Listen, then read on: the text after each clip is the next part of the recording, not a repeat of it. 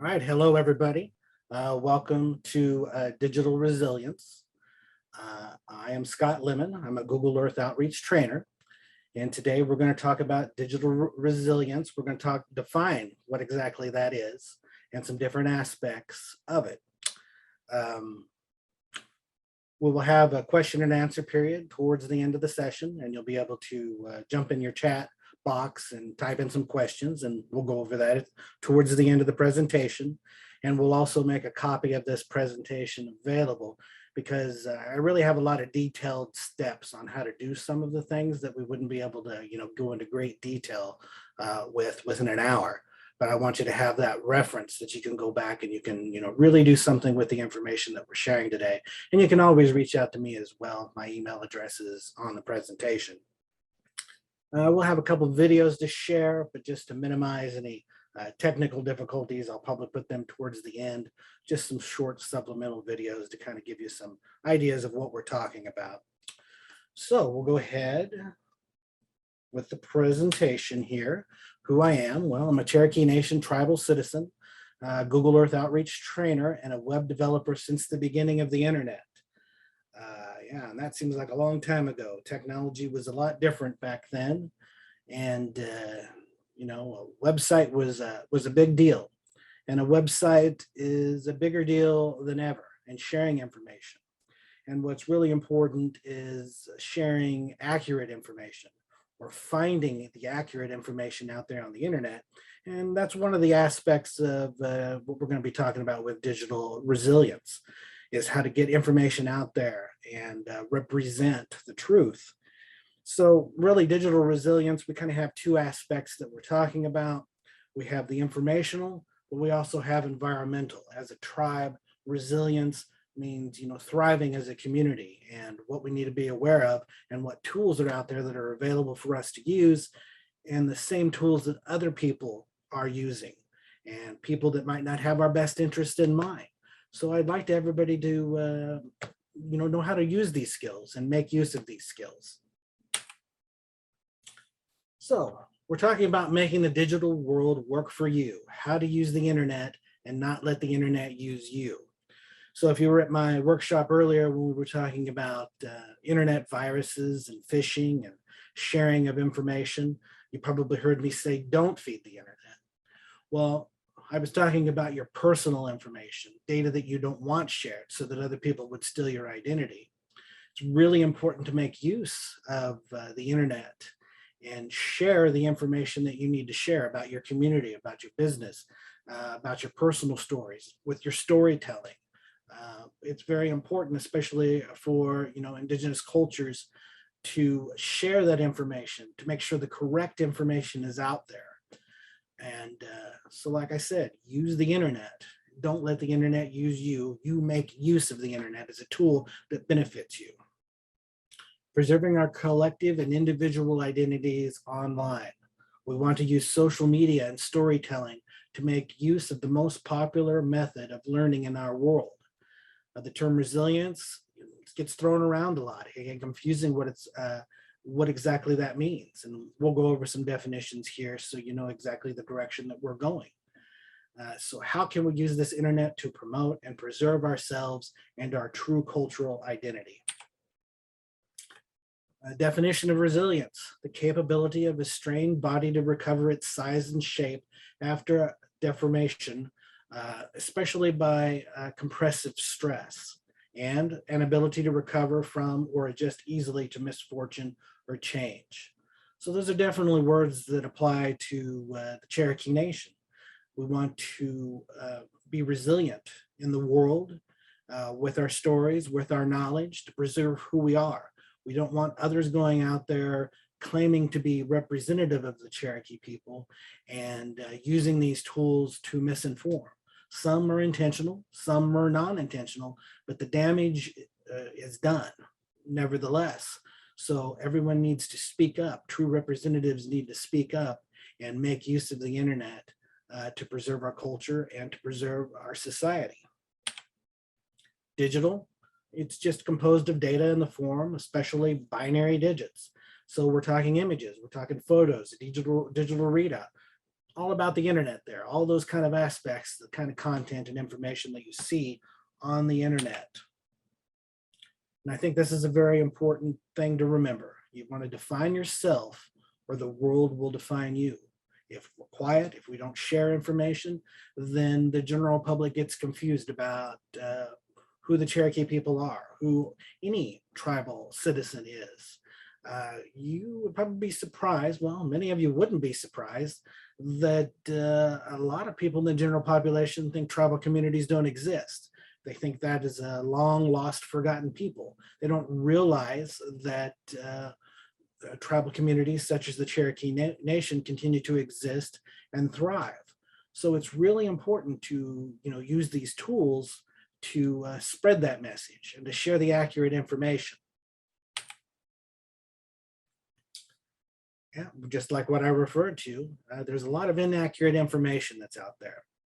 The way that we can battle misinformation is to share the correct information and share your personal stories, not necessarily your personal information, but share your personal stories as representatives of our culture and our community. There's more than one federally recognized tribe, which confuses a lot of people in the outside community. So they may not realize that there's 3 federally recognized Cherokee tribes. So once they realize there's more than one, then it's easy for someone to get confused and start believing that this one state recognized one over here is representative of the Cherokee community and the culture. We don't want to let that happen, and we have to educate in order for that to happen. And it's about sharing information. We bombard the internet with the correct information, then the internet, the algorithms of the internet guide people to where they need to be. And we'll talk a little bit about search engines and how they work, because that's really vital as to what's going on in the background. So that if I don't know what the Cherokee Nation is about, or the Cherokee people, if I sit down on my computer and I type it into the internet, a search engine, what is it going to kick out there for me? And it's about knowing how that system works so that you can stack the odds in our favor. Because the internet algorithms, they don't exactly know right from wrong. They know information.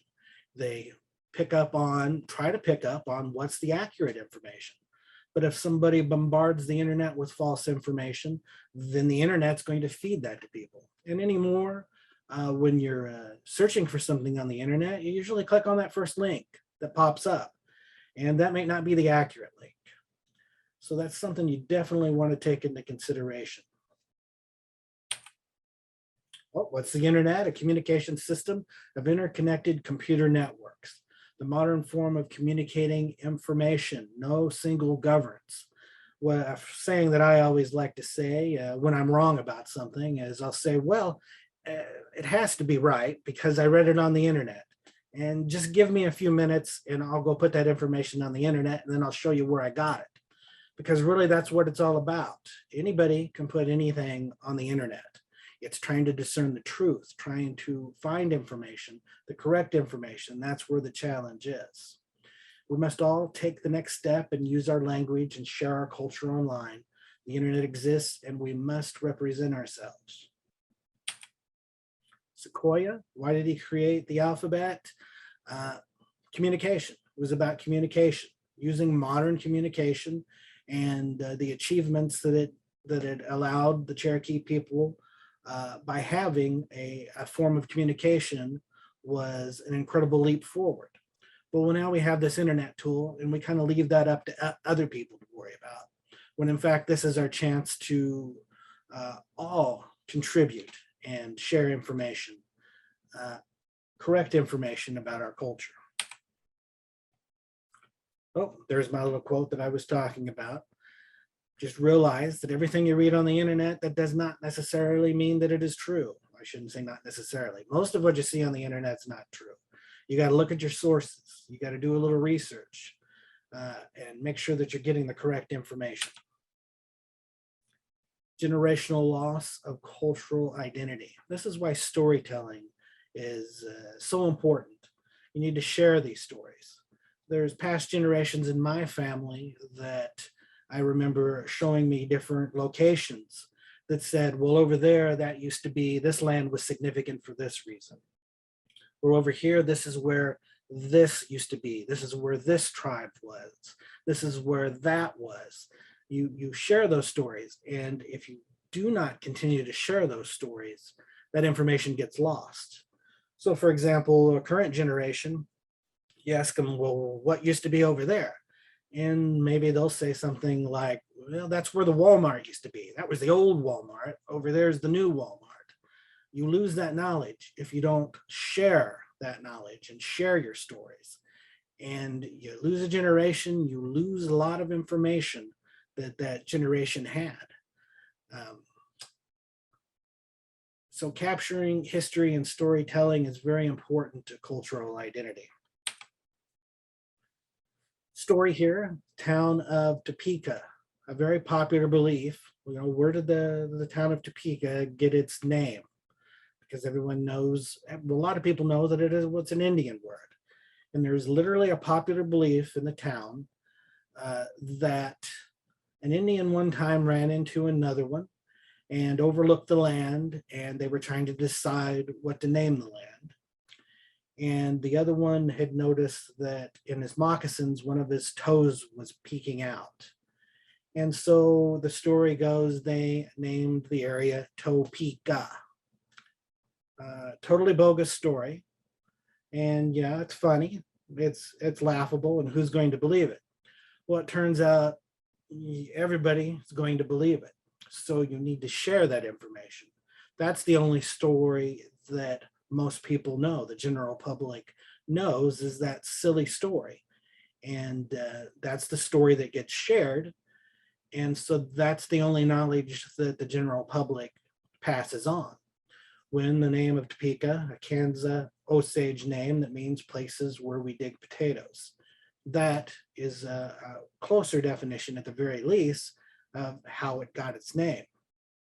But that's the dangers of misinformation, whether intentional or not, is this lack of knowledge that gets passed on, or false information, misinformation, call it whatever you will, but it's not real, and it doesn't help to preserve any tribal culture.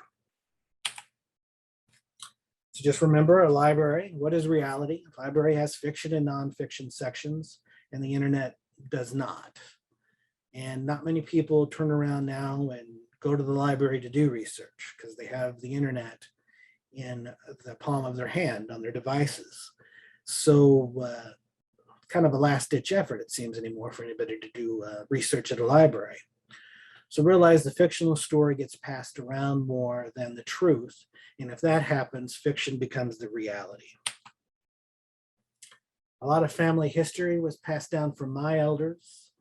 And the last elder in the family, you know, he had a lot of interest in the family history, but he was concerned that the rest of his descendants really did not show that much interest.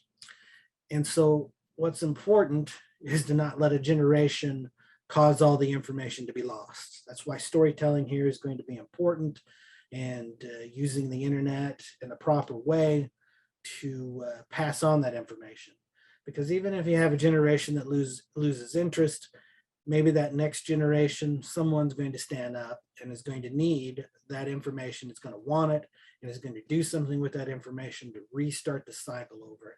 And it's a lot better to have a real knowledge than hearsay, because then the stories just get confusing from generation to generation. Feeding the internet. Remember, again, it's not about feeding your personal identity. You don't want to share too much about yourself that it causes somebody else to steal your identity and who you are, like your birth date and the city that you live in and where you live. You don't want people to be able to take advantage of you from that, but you want to preserve your culture, your history, storytelling, who you are as a Cherokee, and who the Cherokee people are. There's a lot of misinformation out there, a lot of things that have no backing. So it's important to share that information. Otherwise, what is false, what you've had to listen to me ramble on about, the fiction becomes the reality if we don't do something. Use social media in the correct manner to promote and preserve cultural identity, not just to attack, well, not to attack and argue. Let your actions show what you represent. Someone will always have an opinion that is different than yours. Example is, what is your favorite color? I mean, on the very basics of that, everybody's going to have a different basic color, favorite color, so that's fine. An example I like to refer to is my early days on the internet message board. This was back before we had any social media, created message boards for these different organizations to use. And I probably, in the early days of the internet, had about 12 of them that were running, that I was maintaining, doing the maintenance on to make sure they all technically worked. And I started noticing everyone arguing about whatever issues pertain to them, whatever topics. You had all these different groups with all these different interests, and they would argue with one another. And I don't know, I may have accidentally invented arguing on the internet. I hope it wasn't me, but I remember seeing that all unfold. And what we have now is these social media sites are basically just one big message board. That's what they are. That's just a glorified message board from the early days. It's just that everybody in the world can now log on to these universal message boards. So it's important to get the true message out there and not to be overshadowed by falsehoods. So use it to educate. Don't just look for someone to agree with you. It's kind of a trap that a lot of people have. They like that nice little thumbs up on Facebook. Something about that people like to collect. People like to say what they say, and they want people to agree with them. They don't really want to debate things. They want to sometimes argue, but they don't get in the trap of just speaking to the choir and sharing what you want to share. Speak the truth regardless of the opinion of others. Now this one kind of goes off into a business example, which is applicable. It's applicable to whether we're talking Cherokee business, or business in general, or individuals or organizations. It really shows the whole gamut. But I'm showing you how if you do not take advantage of take control of your identity, whether individually or culturally online, how the internet will find a way to represent you regardless. So the internet is not a beast that you want to just ignore. You may have a bad experience, you may not like social media, it's completely understandable, but realize if you opt out, you're actually not opting out. It finds ways of collecting information because the internet is hungry for information. That doesn't mean that the internet is hungry for accurate information. That is why it is important that you stay active in sharing information. One of the things I've taught in the past is the Google Local Guides program, and I'm involved in it. And this was a picture that I took of a business and posted it online. So basically when you're on, mapping and looking up the location of a business, and if you look up this business, you see my photo of their business. And this was just a congratulatory email that I got not too many days ago from when I posted back in 2015. And it said, well, congratulations, you got, over 3 million views of your photo. Well, why does that happen? Why, I just rolled down the window and took a picture of that one day. And it's all about, they did not take control of their own identity. And the internet wants me to feed it and prompts me. And I share that photo. And since they're not controlling their identity, it's my photo of their business. And the internet has other ways of doing that too. It will ask questions. If I can answer questions about that business, I'll get little prompts. It may ask me about that business next door or the business over here on the other side, because those businesses aren't speaking up for themselves. And when I say businesses, I can also be referring to your personal business, your business, because it'll want to know, who is this organization? What are they about? Or what's this about? Or can you answer this question, tribal question? Can you do that? It's going to prompt, it's going to ask questions. And you may think, well, that's not a big deal. Who's going to mess with that? Well, it almost becomes like a game for people to answer questions. How many people do crosswords or Sudoku or play video games?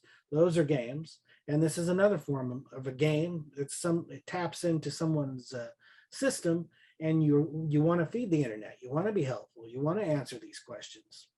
So really, whether we're talking about you personally on the internet, you having a storytelling website, or whether you're promoting your organization, promoting your business, promoting the tribe, just realize that you need to seize control of your identity. You need to go out there and research yourself and see what you're finding on the internet. Maybe someone's pretending to be you. That's important to find out whether that's going on so that you can take control of things. Okay, resilience, use the strategy that we're referring to promote your community resilience. Like I said, regardless of whether we're talking business, organization, personal, they're all variations of a theme here that we're talking about. Websites versus Facebook alone. And this something has it's kind of what's mutated over time. A lot of people, we have websites, and a lot of people started ignoring websites, thinking they don't need a website, and they just use Facebook. Well, what you really need to use Facebook for is to help promote your website. So it's great that it's more interactive for you to be able to get online and share information, but the internet really uses websites as an anchor for information. Facebook is social media. Websites, are more embedded there in the internet. As a matter of fact, if we were competing for information, sharing information on a topic, and I'll get into this more in a little bit, but if we both had, say, for example, tennis lessons, if we were both offering tennis lessons, and you had a Facebook account that says, hey, I'm over here, I am giving tennis lessons, and I have a website and a Facebook account, and we live in the same town, and I say, I am offering tennis lessons, then one of the ways that the search engines work is the search engines consider that I am more embedded in the internet. I, therefore, am more popular. Therefore, the internet wants to direct people towards me because I have a website and a Facebook page. You just have a Facebook page. So it thinks less of your online presence than it will of mine. And that gives me an advantage. And think of that in terms of sharing cultural information or promoting your organization or promoting your business. The website is really the essential component. We do want the social media. We need that in the modern world for promoting, but just realize you still need that anchor of a website. And also take into consideration, social media goes in and out of style. Some of you may remember before Facebook, there was MySpace, and everybody was excited about MySpace. Everybody had a MySpace account because that was the cool thing. And then boy, did that disappear almost overnight when Facebook became cool. They can come and go, and they go in popularity as well. And taking advantage of the social media sites that are most popular or most beneficial to you to getting the word out. And I have a video I'll show here towards the end if we have time that talks a little bit more about how the search engines work. There's a lot of things that go into it. There's not just a simple list of this is how you get to appear in the #1 spot. They wouldn't want to reveal that information on how that complicated relationship actually is, because then everybody would try to be #1 and not everybody can be #1. There's ways they all keep secret as to exactly all the little finer points, but there is some basic information that will push you forward up into the search, which is exactly what I was saying by having multiple social media sites and a website. Oh, and I put on there the big tip. The more sources, platforms you provide yourself, the more word will get out about your website, your information. It's basic concepts. If there was nothing on the internet about the Cherokee Nation, this is kind of like what I was referring to with the tennis lessons. It's trying to figure out, you're dealing with artificial intelligence. It's trying to figure out what you want. What are you talking about? Cherokee Nation? It's finding that information and it is guiding you. That's one of the reasons why when you type in the Cherokee Nation that you're actually led to the Cherokee Nation. That's why it's up there at the top. They're so embedded into the internet. But if you have all these multiple things going on personally, you create a Facebook page, website, Twitter account, Instagram, YouTube page, TikTok account, and then you're sharing the information, then the search engine starts looking over here going, well, this group, this organization, this business, this person, they're popular. Look at all these different accounts that they have, all these different platforms. I need to guide people towards them when they ask me certain questions. This particular organization or person must have the answers. You're driving more searches in a particular direction. So the more embedded, the more diverse collection of sites, you can dominate the internet. And now I'm going to review some of the most popular social media sites at the moment. So these are the ones that I recommend just for the mere fact of their popularity. Some of them are not my favorite sites, but they're very popular right now. And if you're trying to embed the digital resilience of our community into the internet, then these are the kind of resources that you would want to incorporate. Facebook, extremely popular. You can have a business page if you don't have personal information that you want to share. Just get something out there for the search engines to be able to hit on, to be able to guide them to the authentic, tribal people that have information that they want to share. And it's a place where you can share photos and videos and other media. This one's pretty popular, so most of you probably know about it. Twitter is another popular one. It's kind of like microblogging because you're just putting in little tweets, short messages, but it really helps guide people towards you. And also, you see on the news so much anymore, you see a lot of news articles online that just go through and quote tweets. It's not really good journalism, but that's how powerful Twitter is you can say something or talk about something and it can be taken and shoved up and shared with the world very easily. Something can explode and information can be passed on so easily with Twitter. So you'd want to take advantage of that and think about what you're sharing, but use that as a resource. Instagram, popular place for photo sharing. So if you can find some way to make use of it. If you're sharing a story about a location, then take at least one picture of the location. Basically just get your foot in the door on these applications. It's not a matter of, okay, I'm recommending every day that you have updates on all these different platforms. It's about at least get something out there so the search engines can find you. They can find the correct information. YouTube, of course, that's where you can share some videos. TikTok is very popular for their short little video segments. It's not my favorite site, but it's certainly something that is extremely popular right now. So if you find a way to make use of it, it's better for marketing yourself, getting your information out there, sharing your information with the world, overshadowing those who are providing false information. That's a key reason to be using these social media sites. Pinterest is a very popular one. You can have a lot of things on there. Originally, here's an example with recipes, but you can provide a lot of informational pieces on there and documents and really some hybrids of information sharing that puts things in a very digestible format of information. And it's very popular and it would be a good thing to make use of. Reddit is another forum for the world, basically, like a giant website where stories can get passed on and shared. So if you find some good stories about the Cherokee Nation that you want to get shared, then bombard it there on Reddit, share that information. Make people realize, that the Cherokee Nation exists and is thriving, or for whatever tribe that you're with, share this information and get the correct information out there and promote it.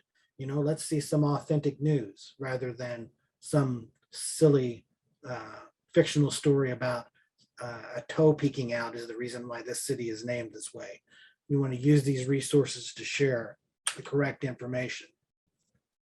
Google Sites, and I just referenced that. You want a website is what it comes down to. Google Sites provides free ones that you can create. But a website, that's one of two things that I'm going to talk about that really gets neglected, is the lack of a website so that you can share your information. It's really the most important footprint there on the internet, to be able to share your information. And Google Maps. There's lots of forms of maps out there, and I don't want people to be intimidated by the different mapping tools, but Google Maps is actually a search engine as well. And probably the best way to describe how that might be working in the background that you might not have noticed is, say, like, you're in town, you're visiting from out of town. Say you're visiting Tulsa, and you type in Chipotle. Well, your phone probably isn't going to let you know, well, here's all the locations in Maine of where you can go to Chipotle. It's going to pick up that you're in Tulsa, so it's going to offer that information. It's going to share that information, and it's going to, be more geo-related to your location to share that information. And that's just a small way that the maps are able to use geo information and add that to the search engine and make a hit. So regardless, if you're like, even if you're like, well, I'm just sharing stories, how can I make use of maps?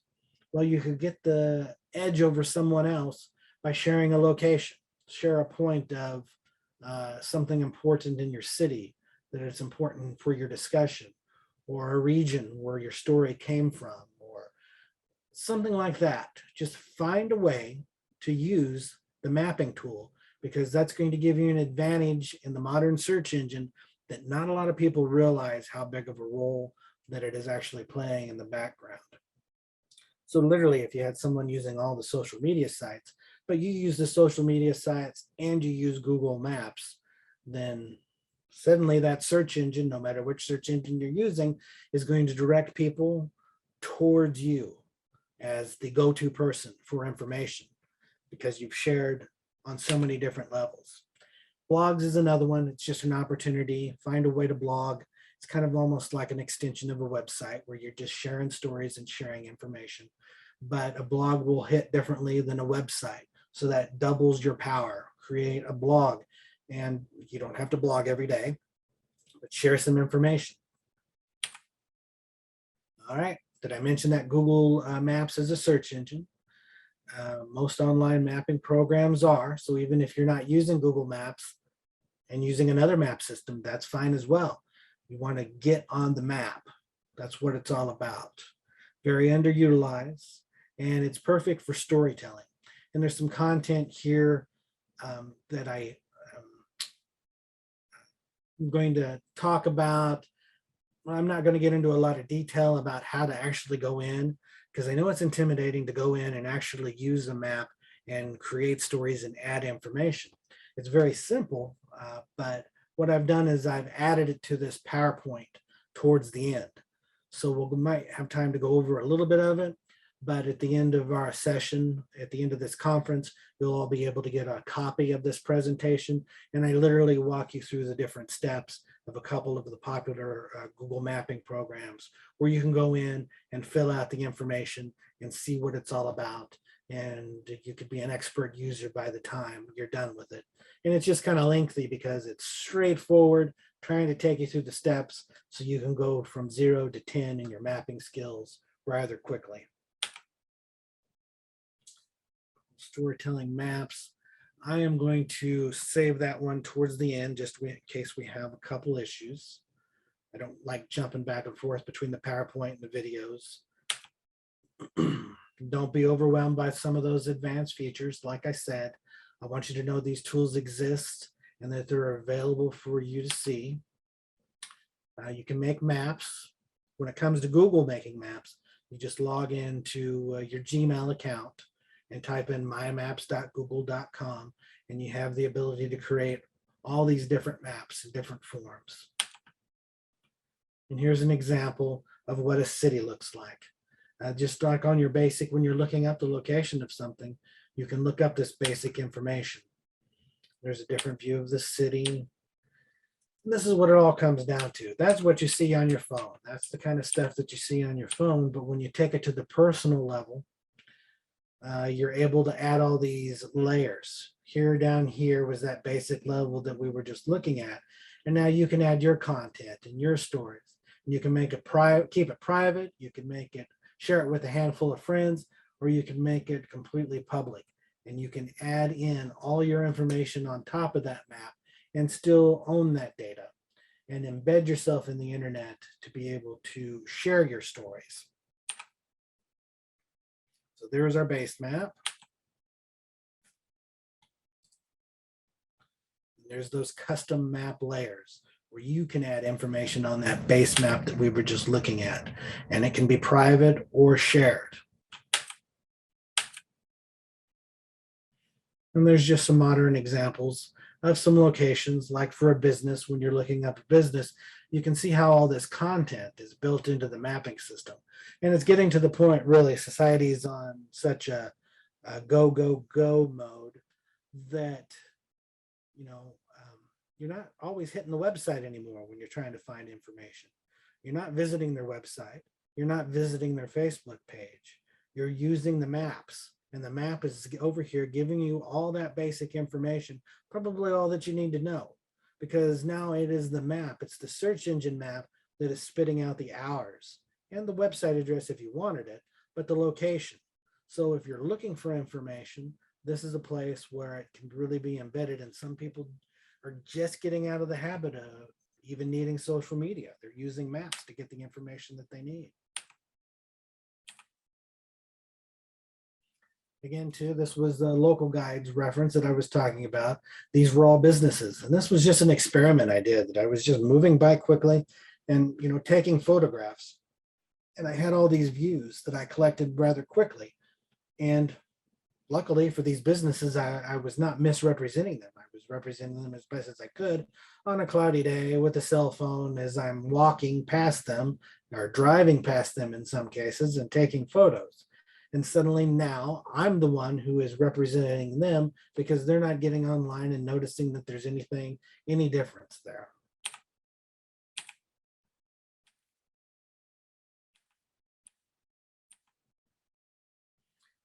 You know, Google Earth, this is a place where you can go and you can really share some stories.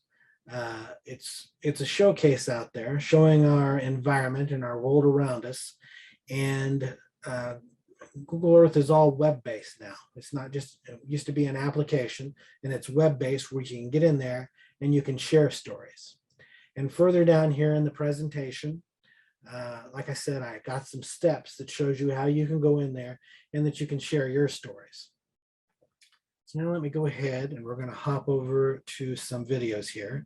I got so focused on what I was doing. Just got to think now how I can share the videos. Now we're going to watch a little video on the search engines to give you a little bit of an idea of what I'm talking about, and maybe explain it even clearer. At least you don't have to listen to my voice giving you an explanation as to what's going on with the search engines.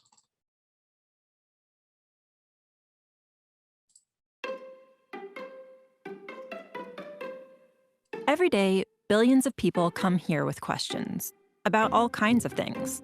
Sometimes we even get questions about Google search itself, like how this whole thing actually works.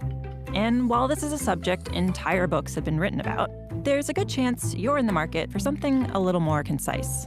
So let's say it's getting close to dinner and you want a recipe for lasagna. You've probably seen this before, but let's go a little deeper. Since the beginning, back when the homepage looked like this, Google has been continuously mapping the web, hundreds of billions of pages, to create something called an index. Think of it as the giant library we look through whenever you do a search for lasagna or anything else.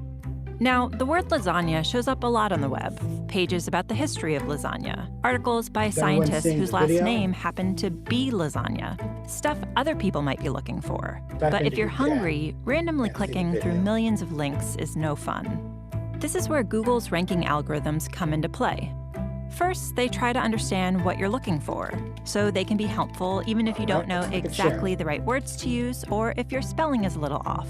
Then they sift through millions of possible matches in the index and automatically assemble a page that tries to put the most relevant information up top for you to choose from. Okay, now we have some results.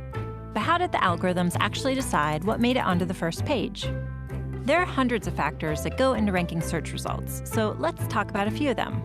You may already know that pages containing the words you search for are more likely to end up at the top. No surprise there. But the location of those words, like in the page's title or in an image's caption, those are factors too. There's a lot more to ranking than just words. Back when Google got started, we looked at how pages link to each other to better understand what pages were about and how important and trustworthy they seemed. Today, linking is still an important factor. Another factor is location, where a search happens. Because if you happen to be in Ormea, Italy, you might be looking for information about their annual lasagna festival. But if you're in Omaha, Nebraska, you probably aren't. When a web page was uploaded is an important factor too. Pages published more recently often have more accurate information, especially in the case of a rapidly developing news story. Of course, not every site on the web is trying to be helpful. Just like with robocalls on your phone or spam in your email, there are a lot of sites that only exist to scam, and every day scammers upload millions more of them. So just because instantvirusdownload.net lists the words lasagna recipe 400 times, that doesn't mean it's going to help you make dinner. We spend a lot of time trying to stay one step ahead of tricks like these, making sure our algorithms can recognize scam sites and flag them before they make it to your search results page. So let's review. Billions of times a day, whenever someone searches for lasagna, or resume writing tips, or how to swaddle a baby, or anything else, Google's software locates all the potentially relevant results on the web, removes all the spam, and ranks them based on hundreds of factors like keywords, links, location, and freshness. Okay, good time to take a breath. This last part is about how we make changes to search, and it's important. Since 1998, when Google went online, people seem to have found our results pretty helpful. But the web is always changing, and people are always searching for new things. In fact, 1 in every 7 searches is for something that's never been typed into the search box before, by anyone, ever. So we're always working on updates to search, thousands every year. Which brings up a big question. How do we decide whether a change is making search more helpful? Well, one of the ways we evaluate potential updates to search is by asking people like you. Every day, thousands of search quality raters look at samples of search results side by side, then give feedback about the relevance and reliability of the information. To make sure those evaluations are consistent, the raters follow a list of search quality evaluator guidelines. Think of them as our publicly available guide to what makes a good result good. Oh, and one last thing to remember. We use responses from raters to evaluate changes, but they don't directly impact how search results are ranked. So there you have it. Every time you click search, our algorithms are analyzing the meaning of the words in your search, matching them to the content on the web, understanding what content is most likely to be helpful and reliable, and then automatically putting it all together in a neatly organized page designed to get you the info you need. All in, 0.81 seconds? Wow. Anyone else ready for dinner? Interested in learning more? We've got a whole website dedicated to how search works. Just click right here. Want to read this? All right, and then there's one other video here that I want to share that gives you the mapping from a more cultural aspect rather than just talking about the search engines alone. I want to show you the cultural aspect of making use of maps.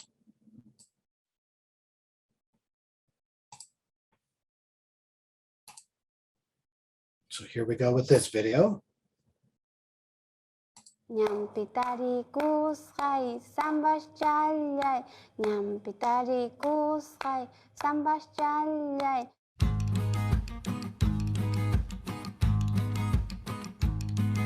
Nyanyay. Asatsina ajarama. ما تولد تغلاس المرجان زلفلات Bilan? Bilan gadan? Isparta. سمسك كيهيا وسينا puras, and then you answer puras puras.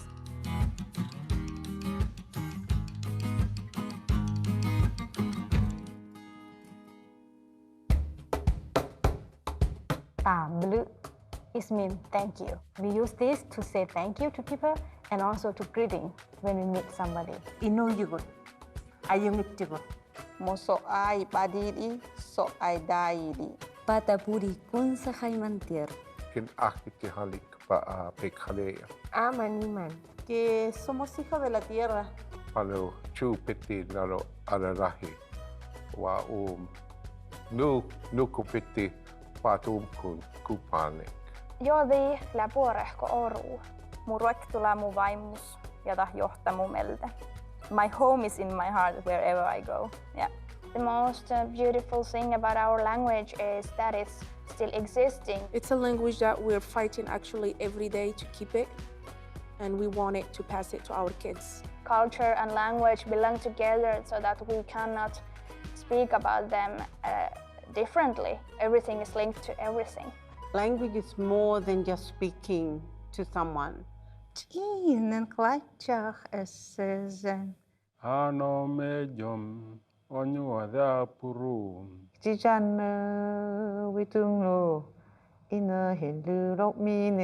Momo papa takilo. Yeah, some kind like that. Amiram lai tlang. Diva atam pang par atam. Ram nom pan man ning. Lai kwa ka kangai kun kau e. Meaning, wherever I go, it's home that I really miss most.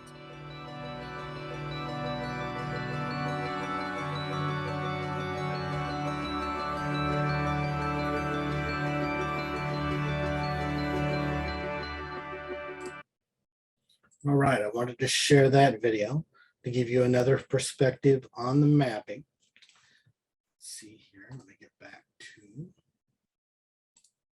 presentation. I'm about to open it up to any questions, but when you look later at the presentation, you're going to see some step-by-step instructions on how to set up some information on mapping, create some projects. Like I said, even if mapping is not your thing, or you don't have a lot to share, find a way to use mapping, find a way to incorporate it. At least get your foot in the door so that when you're promoting yourself and sharing information, that it's one more thing for that search engine to identify on. And I know the search engine video was kind of vague because, like I said, they're not going to tell you how to be in the number one spot. They're not going to break it down for you on what it's all picking up on. But I'm trying to give you what is known, and that will be pretty successful at getting you towards the top. This just shows you how to set up some of the information. Like I said, don't worry about reviewing it now. You'll see it later. It's actually about 200 slides here where I walk you through step by step on how to set some things up. So we will find a stopping point there, and I will go ahead, and if you have some questions, type them into the chat. I think I seen one pop up earlier, so let me take a look at it. See, one of the questions was, when we give folks our address to community building for our food drives and activities, that they put it into Google Maps, it takes them, looks like maybe it takes them to the wrong location, which is a few miles away. Yes, we'd want to have them insert the information with your specific address so you can ask them, whoever's doing it for you, to resubmit it and make sure that they have the correct address that they're putting it in. Otherwise, if you put into the search engine and Google Maps the contact to correct information, that should give you a link where you can put that information in. I know that's kind of vague, but they keep changing the way that that information can be submitted because they want to make sure they're talking to the correct people. You don't want somebody getting in there and bogusly referencing where you're at to specifically throw people off. So probably what the best deal is to get it fixed is to send me an email, and it's on this PowerPoint, but I'll give it out to you now. It is 397scott@gmail.com, and I'll go through the process for you to get that corrected. So that should speed the process up for you, and then send you some more tips on how to make sure you're well represented on Google Maps and that the information is correct. Let me scroll down, see if I have a couple other messages. Question about blogging, is blogging once a month enough? Yes, because it's hitting a blog. So if you can at least do it once a month is a lot better than never. You can create a blog page, and there is places where you can do it for free. Most of this stuff I've been talking about, they're all free services. This is not like a big financial investment to get your footprint out there on the internet and remain dominant in the search engines. But just having something out there, updating it, that is a good thing. At least once a month, I would say yes, because you do want it to seem fresh. Sometimes the search engines will pick up that it's been a while since you've posted anything, and that would drop you down on the search engines because they don't know whether you've abandoned something. But once a month is enough to keep it fresh, because it's probably only about once a month that the search engines or the Autobots are zooming in there and detecting any changes. So at least once a month.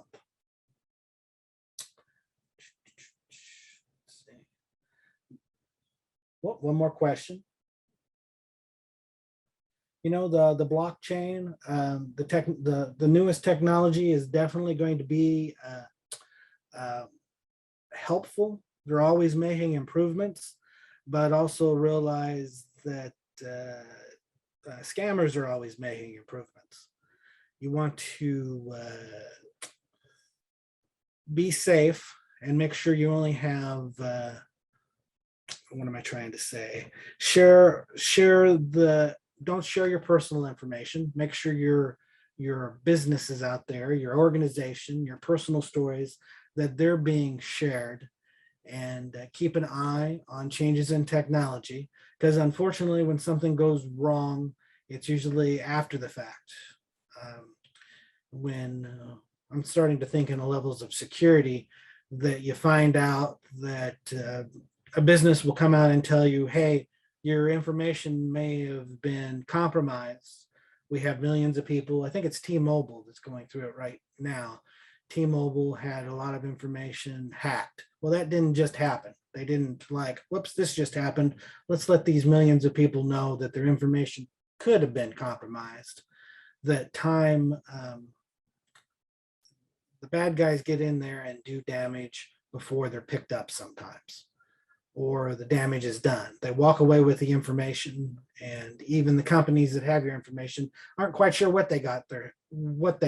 So I know that's kind of vague, but I hope that helps a little bit. But you can also send me a private message if there's some topics. It's a big topic here. If you have some topics that you have more questions for me, don't hesitate to send me an email. I've really bit off a lot of topic here with digital resilience, because there's so many areas that we could go into. So if it didn't quite match up to what you were looking for, let me know, because I can go in to more specifics in different areas. I don't see any other questions coming across. So I think we'll end up wrapping it up there. Thanks for joining me. Hopefully you didn't get too tired of my voice talking about these things. But like you'll see when you get a copy of the PowerPoint, I'd like to share a lot of information, because I know everyone has a lot of concerns, a lot of different backgrounds, and lots of different reasons why you're taking a workshop such as this. So I want to help you out as much as I can. All right, so I think we're all done here. I appreciate your time, and I hope you're enjoying the conference. And I'm going to go ahead and log out.